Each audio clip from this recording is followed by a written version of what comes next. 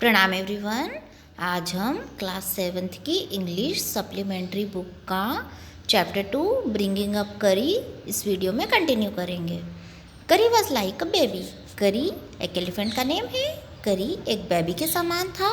He had to be train to be good and if you did not tell him when he was naughty he was up to more mischief then you were.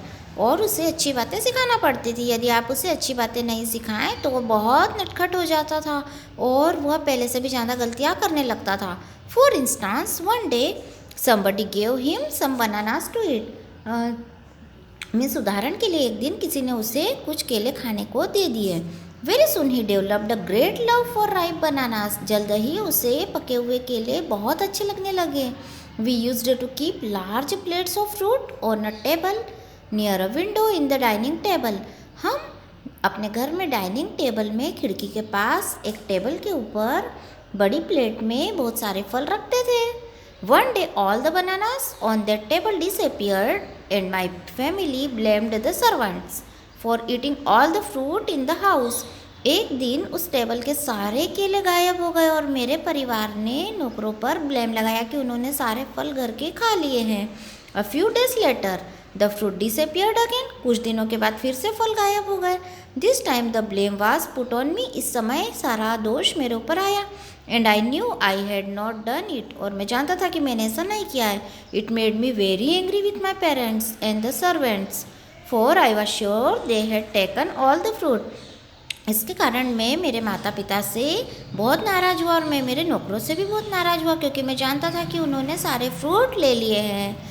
The next time the fruit disappeared. अगली बार जब fruits गायब हुए I found a banana all smashed up in curries Pavilion.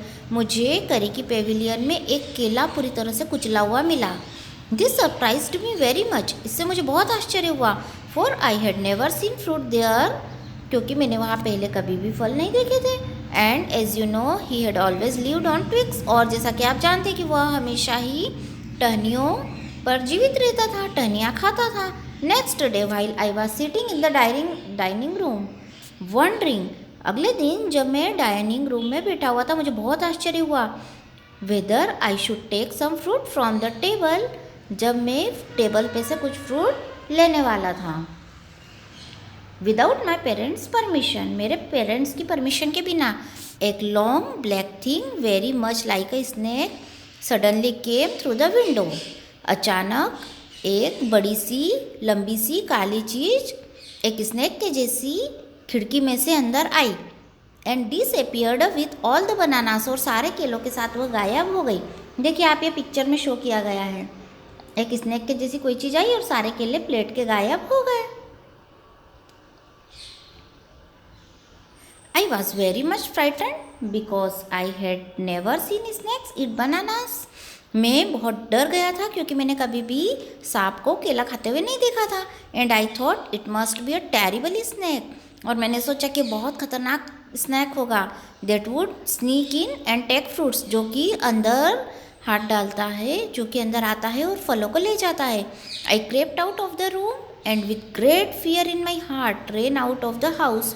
मैं घर से बाहर धीरे धीरे आया और बहुत मेरे हृदय में बहुत डर लग रहा था और मैं डरते डरते घर के बाहर मैंने दौड़ लगाई। Feeling sure that the snake would come back into the house. और मुझे विश्वास था कि वह सांप फिर से घर में आएगा। Eat all the fruit and kill all of us. और सारे फल खा जाएगा और हमें मार डालेगा। As I went out I saw Kari's back disappearing in the direction of the pavilion. जैसे ही मैं बाहर आया मैंने करी के पीछे का भाग देखा जो कि पेविलियन की दिशा में गायब हो गया जाकर। And I was so frightened that I wanted his company to cheer me up. और मैं इतना डर गया था कि मुझे उसका साथ मेरा उत्साह बढ़ाने के लिए चाहिए था। I ran after him into the pavilion. में उसके पीछे पीछे पेविलियन में दौड़ा। And I found him there eating bananas. और मैंने वहाँ उसे बनाना खाते हुए देखा। I stood still in astonishment. मैं वहाँ आश्चर्य के साथ खड़ा हो गया।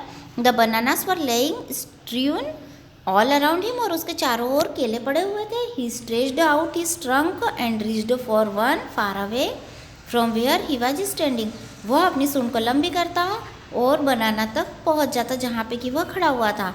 That instant the trunk looked like a black snake, और उस समय उसकी जो सूंड थी वह एक काले सांप के समान दिखाई दी। And I realised that Kari was a thief, और मैंने महसूस किया कि करी वह चोर था।